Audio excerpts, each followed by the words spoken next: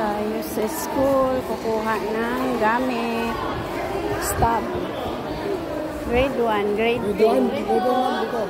Grade 2. Thank you. Ayan. Tapos na. Mabilis lang. Pauwi na tayo. We're home. Galing kumuha ng gamit sa school. Ito siya. Tingnan natin kung anong laman sa loob.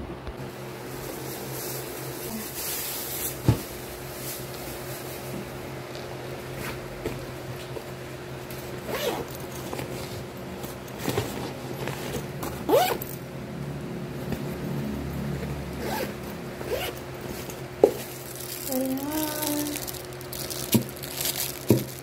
Tumbler.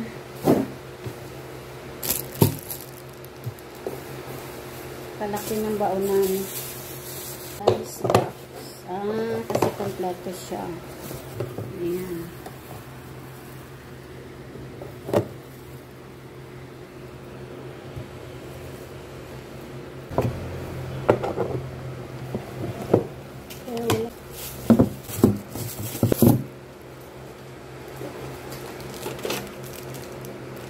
Pencil case.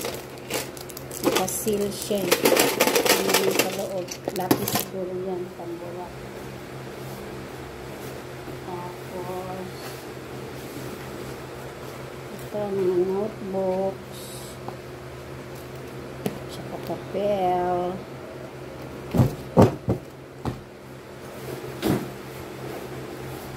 Tsaka ruler. Tsaka libro, math and English. Okay. Finish.